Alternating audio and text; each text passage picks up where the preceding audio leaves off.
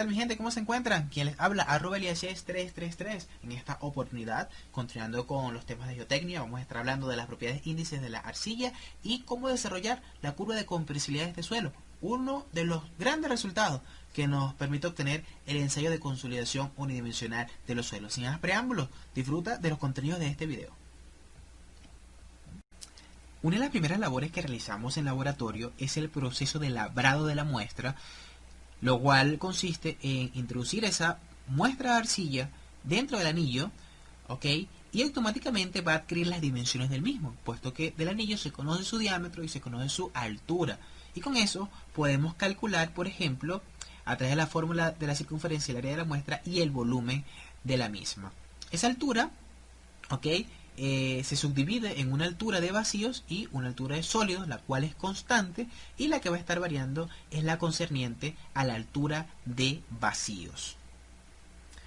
Nosotros podemos pesar esa muestra, por lo tanto es conocido, y al dividirlo entre el volumen, ¿ok?, que también es conocido, podemos obtener el peso específico de la muestra. El peso de la muestra se divide en esos elementos allí señalados, ¿ok? Recordando que el peso del aire es 0 y si nosotros esa muestra la secamos, ¿ok?, el agua se va a evaporar y entonces obtendríamos el peso de los sólidos. Entonces ya por diferencia obtenemos el peso del agua y a partir de allí podemos encontrar la humedad de la muestra en cuestión.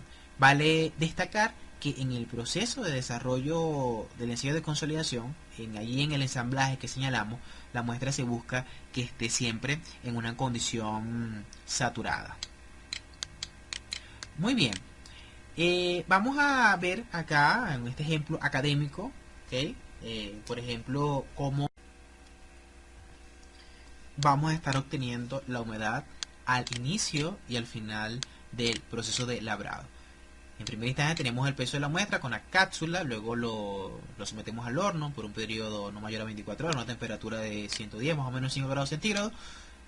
Eso nos va a permitir, ¿ok?, obtener un peso constante asociado al peso de los sólidos y por diferencia, ¿ok?, podemos obtener el peso del agua y aplicamos la fórmula de humedad, es decir, peso del agua entre peso de los sólidos. Igual para el final del labrado y lo que hacemos es promediar esas humedades. Eso es como para tener un control, porque estas humedades no van a entrar en los cálculos que vamos a estar desarrollando. Las que sí van a entrar en los cálculos, ¿ok?, es aquella humedad concerniente al inicio de la prueba. ¿Ok? Nosotros podemos obtener, por ejemplo, acá donde estaba la muestra, en el ensamblaje, el peso del anillo, ¿ok?, y también el peso del anillo más peso de la muestra, más peso de vidrio si los hubiera, ¿ok? Y nosotros ya es al finalizar el ensayo que podemos obtener el peso de los sólidos, ¿ok?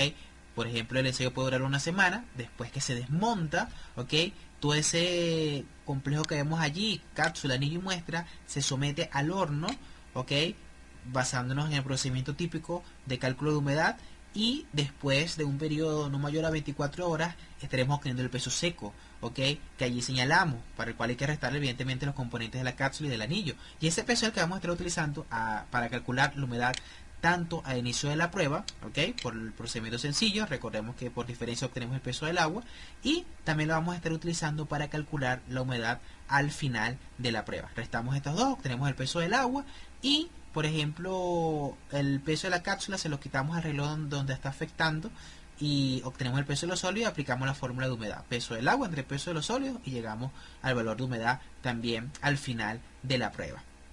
Otro dato de importancia es que conocemos las dimensiones de la muestra. Con el diámetro podemos calcular el área y con la altura de la misma multiplicamos por esa área y obtenemos un volumen, ¿ok?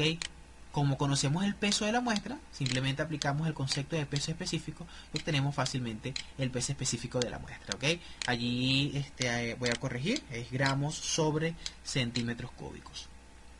Bien. Comprendida ya la obtención de estas propiedades, vamos a avanzar un poco ahora en cómo se ven afectadas las alturas de vacíos con la sucesiva aplicación de cargas, ¿ok? Recordemos que ese brazo que vemos allí, que tiene que estar perfectamente horizontal, va a ser como un enlace para que esas cargas que allí colocamos, ¿ok?, sean transferidas a la muestra en cuestión, ¿ok? Y el micrómetro nos va a estar arrojando una serie de lecturas que nosotros la vamos a interpretar en términos de variaciones de altura, de alturas de vacíos, porque recordemos que las partículas sólidas del suelo son incompresibles y por lo tanto ante las cargas aplicadas no varían de tamaño. Y también vamos a estar viendo un tramo de descarga, es cuando nosotros empezamos a remover las cargas que aplicamos y vemos como la oquedad final no coincide con la inicial, lo cual es una muestra de la presencia de deformaciones permanentes. Estas cargas aplicadas, que podemos simbolizar como P, al estar aplicadas en un área determinada, originan esfuerzo. Entonces, para cada carga aplicada vamos a tener por consiguiente un esfuerzo y una oquedad asociada a una determinada variación de altura. Y con esta información, oquedades y esfuerzo, estaremos construyendo nuestra curva de compresibilidad. Entonces, vamos acá en este ejemplo académico que me estoy guiando del profesor Nicolás Valles de la Universidad Francisco de Miranda. Y bueno, aquí tenemos, por ejemplo, el consolidómetro, donde vamos a estar aplicando las cargas. Ahí se encuentra ese ensamblaje de la muestra de arcilla y el micrómetro es el que nos va a estar reportando la lectura. En inicio, el consolidómetro se le aplica una carga como para que no expanda la muestra, no se hinche, y posterior que esté estable la lectura, ya podemos aplicar escalas que allí apreciamos, ¿ok? La cantidad de carga que sea necesaria, ¿ok? Que simulen las condiciones que la estructura va a estar transmitiendo al suelo, en este caso la arcilla. Entonces, por ejemplo, comenzamos el ensayo a las 7 de la mañana, incorporamos esa carga de 0,27 kilogramos por centímetro cuadrado. Durante un día completo vamos a estar tomando las respectivas lecturas que nos ofrece el micrómetro, ¿ok? Y vale destacar que en este proceso tiene que buscar que la muestra se encuentre saturada, hay que estar pendiente de eso en el desarrollo del ensayo. Entonces, el micrómetro nos da una lectura. La lectura inicial es muy importante porque a partir de ella es que vamos a obtener el resto de las deformaciones. La dividimos entre 100 para llevarlas a milímetros, ¿ok? Y en el primer caso la deformación es 0 porque evidentemente el ensayo está comenzando. Después de transcurrido cierto tiempo, vemos cómo nos arroja otra lectura. Entonces, ¿qué vamos a estar haciendo? Restamos esas dos y nos da la otra deformación. Y así vamos a estar haciendo. Por ejemplo, para esta última, restamos 4,51 menos 4,20 y nos da la deformación después de un día de carga de 0,31. Y ese va a ser nuestro primer delta H. Así procedemos con otro incremento de carga, en este caso de 0,52 kilogramos fuerza centímetros cuadrados. Vemos que llegaría a una carga de 0,79 kilogramos fuerza centímetros cuadrados y empezamos a partir de esta deformación y vamos así registrando nuestros datos en lo que se desarrolla el día. Entonces, cada una de estas lecturas que allí señalamos van a ser restadas a la lectura inicial. ¿Ok? Van a ser restadas a la lectura inicial para finalmente obtener nuestro segundo delta H y así vamos, cada vez incrementando carga.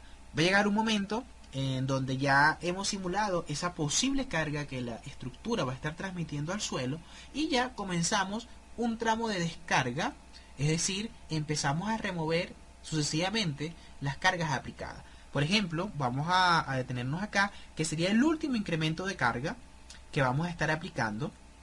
Y se procede de la misma manera, registramos todas las lecturas y esa última lectura que vemos allí se la restamos a la lectura inicial y es allí la importancia de tener ese control de esa lectura inicial, porque prácticamente todo el ensayo depende de esa lectura. Entonces, al restarlos nos va a arrojar nuestra último delta H, ¿ok? Para el último incremento de carga, porque después viene, como ya lo dije, una parte de descarga donde vamos a ir removiendo sucesivamente las cargas aplicadas hasta llegar, ¿ok?, a una condición de carga inicial, ¿ok? Entonces, allí lo que nosotros hacemos es igual, vamos registrando la lectura, esa se la restamos a la lectura inicial y nos va dando las respectivas deformaciones. Vemos cómo las deformaciones son menores, lo que sugiere que como que la muestra tiende a recuperar su tamaño, pero no lo hace completamente. Entonces ya para la última descarga obtenemos esa última deformación que allí observamos. Entonces, estas son básicamente las labores que nosotros vamos a estar desarrollando. Acá en esta parte, para calcular otras propiedades de índice, nos hace falta en primera instancia esa delta H última que nos va a permitir obtener la altura final de la muestra, destacando que la altura inicial coincide con la altura del anillo y que al restarle la altura de los sólidos, ¿ok?, obtenida con esa expresión que allí señalamos, vamos a obtener una altura de vacío inicial. Entonces, ese delta H último que obtenemos, nosotros se lo podemos restar a la altura de vacío inicial y obtenemos la altura de vacío final. Otra forma es restar ese delta H a la altura inicial y obtenemos una altura final de la muestra, que al restarle la altura de los sólidos también nos permite llegar a la altura de vacío final. Es decir, diversas formas para llegar al mismo resultado. Entonces, lo que hacemos con esto es simplemente aplicar la fórmula de oquedad para calcular tanto la oquedad inicial como la oquedad final. Recordemos que oquedad no es más que altura de vacíos entre altura de los sólidos, ¿sí? Entonces, en ese caso, lo que vamos a estar variando es el dato, es decir, para la oquedad final estaremos utilizando como dato la altura de vacío final. Entonces, vemos ya cómo hemos obtenido otras propiedad índice del suelo muy importante, como lo es la oquedad. En cuanto a lo que tiene que ver con la saturación, es importante estudiar lo concerniente a las alturas de agua. Para tal fin aplicamos esa expresión y, por ejemplo, para la altura inicial de agua utilizamos la humedad inicial. La gravedad específica la conocemos y la altura de los sólidos es constante, también es conocida. Sustituimos y nos da ese valor. Y la altura final del agua también la calculamos con la misma técnica. ¿Ok? Ya lo que sigue es aplicar la fórmula de saturación. Por ejemplo, saturación es altura del agua con respecto a altura de vacío. Ahí se encuentra un poco desarrollada la ecuación, pero en esencia es eso. Entonces, para calcular la saturación inicial, ¿ok? Coloco mi altura de agua inicial entre la altura de vacíos inicial y me da una saturación de 92.97%. ¿Ok? Luego hago lo mismo utilizando la altura de agua final, que no es más que cambiar allí, digamos, humedad inicial, colocar humedad final, o utilizar ya directamente el valor que ya lo tenemos previamente calculado. Y en lo que respecta a la altura de vacío, vamos a utilizar, por supuesto, la altura de vacío final. Pero fíjense, da 127, da más del 100%. Por lo tanto, esa expresión para aplicarla en ese caso, pues incluso por eso no lo coloco, la veo dudosa. ¿Ok? Y es que si analizamos un poco lo que está ocurriendo, fíjense ustedes que la altura de vacíos inicial es de 8.68 milímetros, ¿sí?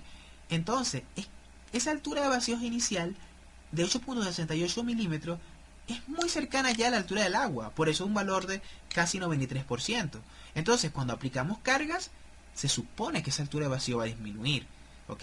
Entonces, al disminuir y de paso al saturar la muestra, ya eso nos está sugiriendo que la saturación va a dar más del 100%. Es por eso que esa fórmula, para el caso de saturación final, prefiero no utilizarla. Prefiero que utilicemos esta, que aquí deduje, y ahí te dejo en la descripción un video donde explico la deducción de esta ecuación. Fíjense que conocemos todos los datos, peso específico de la muestra, humedades, gravedad específica. La humedad simplemente la cambiamos para la saturación inicial, humedad inicial, para la saturación final, humedad final. Fíjense que chequeamos ese primer valor, y el segundo caso es un valor más aceptable. No da 100%, bueno, quizás proceso de errores en el ensayo, no se saturó completamente la muestra, etcétera, pero de un valor cercano al 100% que busca ese principio precisamente de que la muestra se encuentre 100% saturada. Entonces vemos acá cómo las relaciones volumétricas y gravimétricas son aplicadas para encontrar oquedades, saturaciones, humedades, pesos específicos. O sea, definitivamente algo muy interesante, y es el mensaje que quiero dar acá para que veas la aplicación que tienen las relaciones volumétricas y gravimétricas en estos temas tan avanzados, y cuando las estudies, utilices estos ejemplos para que las apliques y de esa forma afiances mejor los conocimientos. Ahora, vamos a seguir avanzando en lo que es la construcción de la curva de compresibilidad del suelo. ¿Ok? Para ese fin, vamos a estar tabulando toda esta información obtenida a lo largo del ensayo en una tabla, y veo oportuno reflexionar sobre las fases en las que vamos a estar idealizando el suelo. Tenemos una fase de vacío representada por altura de vacíos y una parte sólida representada por altura de sólidos. La parte de altura de sólidos es constante a lo largo del ensayo porque las partículas sólidas se consideran incompresibles, y la altura de vacío es lo que va a estar cambiando para las distintas variaciones de carga que vamos a estar desarrollando. Por ejemplo, para nuestro primer incremento de carga de 0.27 kilogramos fuerza centímetros cuadrados, obtenemos un delta H de 0.31 milímetros. ¿Ok?